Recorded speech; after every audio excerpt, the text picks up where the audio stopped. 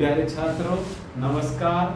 हमारे channel bright future bye Jagat Singh में आपका स्वागत है। आज हम कक्षा 12 की राजनीति विज्ञान की जो प्रथम बुक है उसका अध्याय 3 है, जिसका नाम है समकालीन दक्षिण एशिया। इसकी वीडियो नंबर 2 का आज हम शुरू करते हैं और इसमें ही इस पार्ट को समाप्त करने का प्रयास करेंगे। छोटा पार्ट है, कल हमने दूसरी वीडियो जारी की थी फर्स्ट पार्ट, आज सेकंड पार्ट में इसको खत्म कर देंगे। प्यारे छात्रों, कल हमने बात करी थी बांग्लादेश, पाकिस्तान, नेपाल, भूटान की राजनीति पर, भारत की राजनीति पर। आज बात करते हैं हम छोटा सा देश है जो द्वीपीय देश है, मालदीव। मालदीव के ऊपर आज हम चर्चा करते हैं। सबसे पहले प्यारे छात्रों, मालदीव 1968 तक सल्तनत हुआ करता था। सल्तनत का मतलब है यहाँ बादशाह होते थे, बादशाहों का शासन होता है, जिसमें खलीफा वगैरह होते हैं, उस प्रकार का शासन था। 1968 में मालदीव में सल्तनत को समाप्त कर दिया गया और गणराज्य बना दिया गया। गणतंत्र गणराज्य बना दिया गया और यहाँ पर अध्यक्षात्मक शासन प्रणाली लागू की गई। अध्यक्षात्मक शासन प्रणाली का मतलब होता है छात्रों, वहाँ शक्तियाँ राष्ट्रपति के हाथ में होती हैं। जहाँ संसदीय शासन प्रणाली होती है वहाँ शक्तियाँ प्रधानमंत्री के हाथ में होती है। अतः यहाँ पर मालदीव में अध्यक्षात्मक शासन लागू कर दिया गया। कब? 1968। प्यारे छात्रों, 2005 के जून में मालदीव की संसद में क्या किया गया? बहुदलीय शासन प्रणाली के पक्ष में मतदान हुआ और सबने एक मत से बहुदलीय शासन प्रणाली के पक्ष में मतदान किया। प्यारे छात्रों, मालदीव में मालदीवियन डेमोक्रेटिक पार्टी है जो देश की राजनीति में प्रभुत्व जमाए रखती है, क्योंकि वहां पर अब क्या है, संसदीय शासन प्रणाली लागू कर दी गई है। और वहाँ की जो डेमोक्रेटिक पार्टी है, मालदीवियन डेमोक्रेटिक पार्टी, इसका शॉर्ट फॉर्म बनेगी MDP, जो वहाँ की राजनीति में जिसका दबदबा है, प्रभुत्व बना रखा है। 2005 के चुनाव के बाद से ही वहाँ पर लोकतंत्र मजबूत हुआ है, क्योंकि यहाँ पर 2005 के चुनाव में विपक्षी दलों को भी कानूनी मान्यता दे दी गई, अर्थात उनको भी अब चुनाव लड़ने का अधिकार दे दिया गया। अतः यहाँ पर 2005 के चुनाव के बाद ही यहाँ पर लोकतंत्र मजबूती से कायम हुआ है। प्यारे छात्रों, मालदीव के साथ यदि भारत के संबंधों पर गौर फरमाया जाए तो मालदीव और भारत के संबंध आपस में मित्रतापूर्ण, सौहार्दपूर्ण है ना, और गर्मजोशी से भरे हुए हैं। प्यारे छात्रों, एक वाकया ऐसा हुआ 1988 में। 1988 में क्या हुआ? आप जानते हैं मालदीव एक छोटा सा देश है, द्वीपीय देश है, और यहाँ पर 1988 में भारत के सैनिकों ने यहाँ पर क्या है, षड्यंत्र किया, सरकार को अपदस्थ करने का प्रयास किया। तो मालदीव के राजनयिकों ने भारत से संपर्क साधा और भारत ने तुरंत अपनी सेना भेज दी मालदीव की मदद के लिए। और भारत की सेना के सामने जो भारत के सैनिक थे उनको भाग खड़े होना पड़ा और मालदीव में लोकतांत्रिक सरकार कायम रह सकी। भारत ने मालदीव के बहुत से मामलों में सहयोग किया है, जैसे आर्थिक विकास में, पर्यटन। देखिए, सबसे ज्यादा मालदीव में पर्यटन है, क्योंकि सुंदर है, वहाँ पर लोग मौज मस्ती के लिए जाते हैं। तो मालदीव की जो अर्थव्यवस्था है या जो उसको आमदनी का जो सबसे बड़ा स्रोत है वो उसका पर्यटन है। दूसरा उसका स्रोत है मत्स्य उद्योग। तो भारत ने उसके पर्यटन में, विकास में और मत्स्य उद्योग में बहुत सहायता की है। इसी कारण से भारत और मालदीव के जो संबंध है वो मधुरतापूर्ण, मित्रतापूर्ण, सौहार्दपूर्ण और गर्मजोशीपूर्ण बने हुए हैं। तो ये बात की हमने प्यारे छात्रों मालदीव की। अब बात करते हैं भारत और दक्षिण एशिया।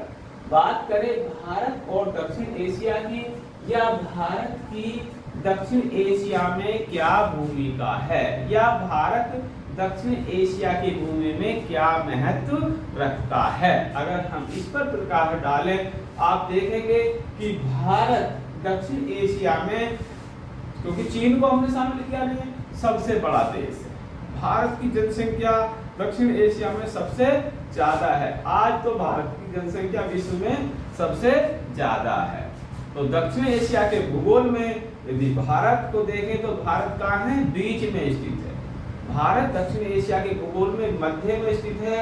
बाकी जो देश हैं भारत की सीमा के इर्द गिर्द बसे हुए है ना। आप इसका मानचित्र देखेंगे तो भारत के आसपास या इर्द गिर्द जो है छोटे देश इसके पास बसे हुए हैं। और कुछ छोटे देशों का यह भी मानना है कि भारत है ना, कुछ छोटे देशों का मानना है कि भारत जो है साफ्टा है, south Asian free trade arrangement जो है, उसकी आड़ में उसकी ओट लेकर भारत उसके बाजार में सेंध लगाना चाहता है, या भारत उनकी जो मार्केट है उस पर दबदबा बनाना चाहता है, कब्जा जमाना चाहता है, ऐसा उन छोटे देशों का मानना है। प्यारे छात्रों, छोटे देशों को इस बात का भी भय है, इस बात का कि भारत उनके समाज और राजनीति में असर डालने का भी प्रयास करता है या असर डालना चाहता है, या भारत कहीं ना कहीं उनके आंतरिक मामलों में हस्तक्षेप ना करने लगे, इस बात का भी उन्हें भय सताता है। क्योंकि छोटे देश हैं, भय लगता है। जैसे लोग सोचते हैं कि बड़ी मछली ना छोटी मछलियों को निगल जाती है, खा जाती है, तो उन्हें इस तरह का डर सताता रहता है। जबकि भारत का इसके बारे में क्या मानना है, भारत का मानना है कि साफ्टा से, है ना, साफ्टा से इस क्षेत्र के हर देश को लाभ होगा, है ना। अगर साफ्टा को हम अपनाएंगे तो इस क्षेत्र में जितने भी हम सभी देश हैं, भारत समेत अन्य देशों को भी लाभ होगा। तो भारत जो उनका मानना है, भारत से अलग राय रखता है। भारत का यह भी मानना है प्यारे छात्रों कि इस क्षेत्र में मुक्त व्यापार बढ़ाने से, साफ्टा को बढ़ाने से क्या होगा, राजनीतिक मसलों पर सहयोग बेहतर होगा। राजनीतिक मसलों पर हम आपस में सहयोग अच्छे कर, एक दूसरे का सहयोग कर पाएंगे और हमारे संबंध अच्छे बन पाएंगे, ऐसा भारत का मानना है। क्योंकि सबके सहयोग से ही यह क्षेत्र अच्छा विकास करके, है ना, डेवलप हो सकता है। और प्यारे छात्रों, भारत की मंशा ये बिल्कुल नहीं है, भारत कभी नहीं चाहता कि दक्षिण एशिया के देशों में अस्थिरता पैदा हो। भारत चाहता है कि वहाँ स्थिरता बनी रहे, बार बार सरकार ना बदले, क्योंकि ऐसा होने पर क्या होता है, बाहरी ताकतों को इस क्षेत्र में अपना प्रभुत्व जमाने में मदद मिलेगी। बाहरी ताकतें कौन सी हैं, अमेरिका है, चीन है, ये इस क्षेत्र में आकर अपना प्रभुत्व जमाएंगे, जो भारत के लिए भी एक तरह से अच्छा नहीं होगा, है ना। भारत उससे अच्छा नहीं मानता, इसलिए भारत चाहता है कि इन क्षेत्रों में अस्थिरता ना हो, स्थिरता बनी रहे। और भारत के जो पड़ोसी देश हैं, क्योंकि भारत के पड़ोसी देशों में अस्थिरता होने से भारत की जो स्थिति है उस पर भी प्रभाव पड़ेगा, कहीं ना कहीं भारत को भी नुकसान होगा। तो भारत अपना नुकसान नहीं चाहेगा, वो चाहेगा कि इस क्षेत्र में स्थिरता बनी रहे। प्यारे छात्रों, बात करें चीन और अमेरिका की दक्षिण एशिया की राजनीति में भूमिका। चीन और अमेरिका, ये दो देश ऐसे हैं, ये यहाँ पर अपनी भूमिका तरह तरह से दर्शाते रहते हैं। कैसे? चीन और अमेरिका की दक्षिण एशिया में बहुत महत्वपूर्ण भूमिका है, अहम भूमिका है, ठीक है। और यदि देखें किस चीन और अमेरिका की, है ना, इस क्षेत्र में मदद करते रहते हैं। देखते हैं कि जैसे चीन, ये अमेरिका पाकिस्तान की मदद करता है, चीन भी पाकिस्तान की मदद करता है, अन्य देशों की मदद करते हैं, है ना। और वो कुछ ऐसी भी मदद होती है जो भारत को अच्छी नहीं लगती। चीन और अमेरिका की इसलिए दक्षिण एशिया में जो महत्वपूर्ण भूमिका है, भारत चाहता है कि वो कम हो। पिछले कुछ वर्षों में भारत और चीन में कुछ बेहतर संबंध हुए हैं, है ना। अभी पिछले कुछ वर्षों में भारत और चीन के जो संबंध हैं वो कुछ बेहतर स्थिति में आ गए हैं। चीन की जो राजनीतिक साझेदारी है, प्यारे छात्रों, चीन की जो राजनीतिक साझेदारी है किसके साथ है? पाकिस्तान के साथ है।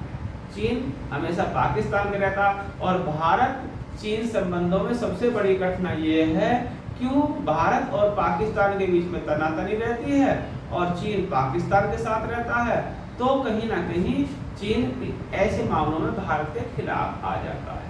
इसलिए ये भारत और चीन के संबंधों में थोड़ी सी कठिनाई हो रही है ना, क्योंकि भारत पाकिस्तान को अपना मित्र मानता है और पाकिस्तान भारत के साथ कटुता करता है। चीन पाकिस्तान से मित्रता मानता है। कहीं ना कहीं इस प्रकार से हमारे संबंध इतने अच्छे नहीं हो पा रहे जितने अच्छे होने चाहिए। प्यारे छात्रों, अमेरिका ने शीत युद्ध के बाद भारत और पाकिस्तान दोनों से ही संबंध बेहतर बनाए हैं, बेहतर बनाने का प्रयास किया है।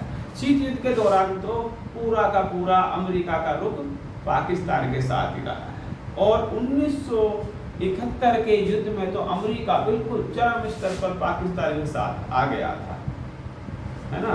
जब हम उसके बारे में पढ़ाएंगे तब उसकी विस्तार से चर्चा करेंगे। भारत और पाकिस्तान में आर्थिक सुधार हुए हैं, कुछ सुधार हुए हैं, हमारे मंत्री स्तरीय की बातें चलती रहती है, फिर भी कहीं ना कहीं कुछ नोक-झोंक भी हमारे जो आर्थिक सुधारों में बाधा पैदा करती है ना। बॉर्डर पर भी हमारी कुछ ना कुछ नोक-झोंक चलती रहती है और हमारे नेताओं की बातचीत भी चलती रहती है। ऐसे हमारे भारत और पाकिस्तान के संबंध हैं। दोनों देशों ने आर्थिक उदार नीतियां अपनाई हैं, है ना, जिससे दक्षिण एशिया में जो भारत और पाकिस्तान ने आर्थिक उदार नीति अपनाई है, इससे अमेरिका की भागीदारी बढ़ी है, क्योंकि अमेरिका पहले से ही उदार नीति का या पूंजीवाद का समर्थक रहा है। प्यारे छात्रों, यदि बात करें इस क्षेत्र की जनसंख्या की, तो इस देश की इस क्षेत्र की जो जनसंख्या है और बाजार दोनों का ही क्षेत्र बड़ा है। इस क्षेत्र की जनसंख्या बड़ी है। मैंने कल बताया था कि इस क्षेत्र की जनसंख्या विश्व की 1/4 जनसंख्या अर्थात 25% जनसंख्या इसी क्षेत्र में निवास करती है। तो इस क्षेत्र की शांति और सुरक्षा, क्योंकि यहाँ से बाजार है, अमेरिका को यहाँ से बाजार मिलता है और यहाँ की शांति और सुरक्षा के भविष्य में ही अमेरिका का हित भी है। तो अमेरिका अपने हित साधने के लिए इस क्षेत्र पर नजर गड़ाए रहता है और वो चाहता है कि इस क्षेत्र में शांति बनी रहे, सुरक्षा बनी रहे। अर्थात अमेरिका भी अब ये चाहने लगा है कहीं ना कहीं कि भारत और पाकिस्तान के संबंध सामान्य बने रहे। पहले तो भारत पाकिस्तान को उकसाने का काम करता था, परंतु अब बाजार की स्थितियों को देखते हुए अब मजबूरन या जैसे भी कहें अमेरिका इस बात को मानने पर मजबूर हो गया है कि भारत और पाकिस्तान के संबंध अच्छे बने रहें, इसके बीच तनाव ना हो, ताकि उसके साथ अच्छे से व्यापार हो सके। प्यारे छात्रों, आज हमें इस पार्ट 2 की वीडियो में इतना ही बताना था। ये हमारा लेसन समाप्त हो जाता है। हमारी वीडियो आपको समय समय पर उपलब्ध होती रहे, इसके लिए bright future bye Jagat Singh channel देखते रहिए। धन्यवाद।